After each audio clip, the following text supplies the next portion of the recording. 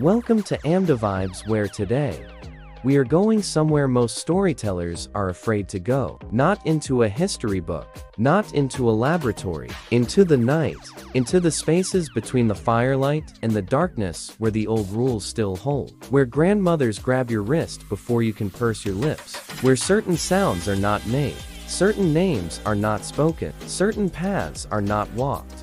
Into the world of Nigerian nocturnal taboos. And the question we are asking is not just what these taboos are, it is why they exist. Because when you look closely, really closely at the rules that govern the Nigerian night, you find something that should make every rational person pause. These rules are not superstition, they are technology. The whistle. In almost every ethnic group in Nigeria across Yoruba, Igbo, Hausa, Edo, and dozens of other traditions, whistling at night is forbidden, not discouraged. Forbidden, with the seriousness that outsiders find bewildering. Ask a Nigerian grandmother why, and she will tell you whistling calls the spirits, that things which live in the night will hear it and come. The modern mind files this under superstition. The modern mind is missing something, because whistling at night in the Nigerian forest and savannah is something very specific and very real. It attracts snakes, certain species, the African rock python.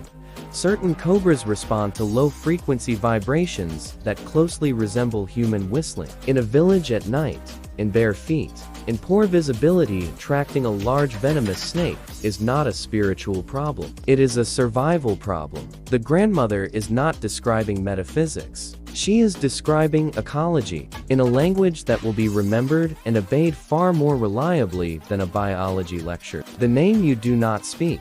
You do not call out a child's full name in the darkness. The spiritual explanation consistent across multiple traditions is that speaking a full name at night draws the attention of spirits that can impersonate that person, can answer in their voice, can lead you out of safety and into danger. The practical explanation sits directly underneath. In traditional communities, one of the most documented methods of luring children out of safety was to use familiar sounds and voices. Human predators, those who would do harm. Not calling a child's full name in the darkness makes that child harder to lure, makes a parent less likely to follow a sound into an unlit forest. The spirit that imitates your child's voice is real, it just wears human skin.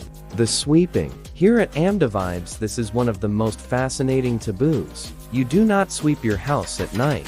Across Yoruba, Igbo, and many other traditions, sweeping after dark is said to sweep good fortune out of the home, to disturb the ancestors, to invite misfortune. The practical explanation is equally compelling. In a house lit by firelight or in near darkness, sweeping disturbs insects, scorpions hiding in corners, spiders, centipedes, creatures largely immobile in the cool of the night that will defend themselves if suddenly displaced by a broom. Do not sweep at night, because the thing you disturb might sting you before you see it. The crossroads. There are roads in Nigerian villages that nobody walks after dark, roads that pass certain trees, certain bodies of water, certain crossroads. In Yoruba tradition, the crossroads is a liminal space, where the boundary between the living world and the spirit world is thin, where Yesu, the trickster deity of transitions, holds court.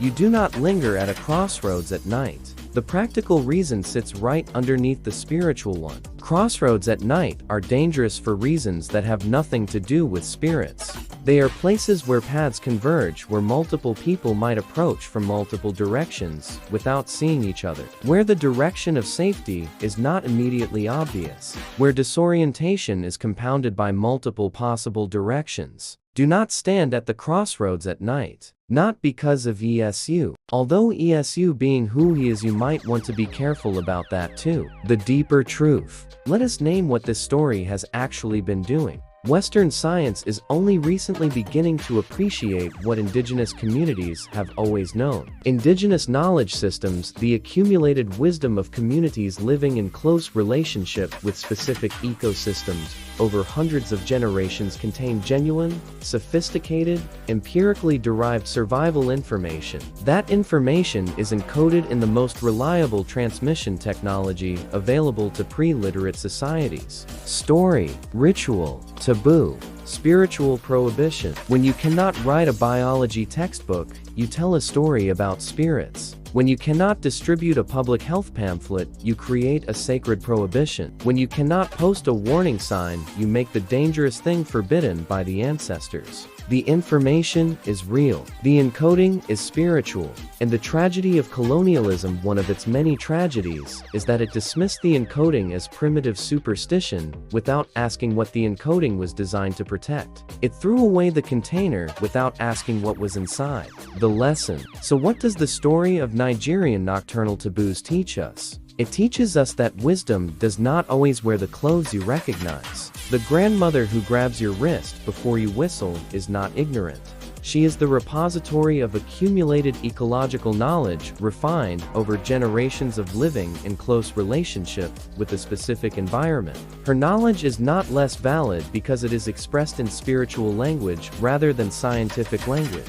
It is differently packaged. The package does not determine the value of what is inside. The second lesson is about what we lose when we lose these traditions. As urbanization accelerates, as younger generations move to cities, as old prohibitions are dismissed as backward and replaced by nothing, the knowledge they encoded disappears. Not just the spiritual tradition, the ecological knowledge, the survival information, gone within a generation. We are losing libraries, not libraries of paper, libraries of practice, encoded in the bodies and voices of grandmothers who know things no university has ever studied. And the final lesson is the most immediate. The next time you encounter a rule that seems irrational, but before you dismiss it, ask one question. What was this rule designed to protect against? Because sometimes the answer is something real, something specific, something the people who made the rule understood and encoded in the only language available to them. Do not whistle in the dark.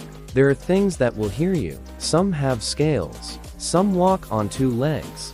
And some, if your grandmothers are to be believed, are something else entirely. Here at AMDA Vibes, we tell these stories because the old wisdom is not dead. It is waiting. In the places where grandmothers still grab your wrist before you make a sound you should not make in the dark. If this story moved you, share it with someone today. Subscribe to AMDA Vibes for more stories that bridge the ancient and the modern. We'll see you in the next one.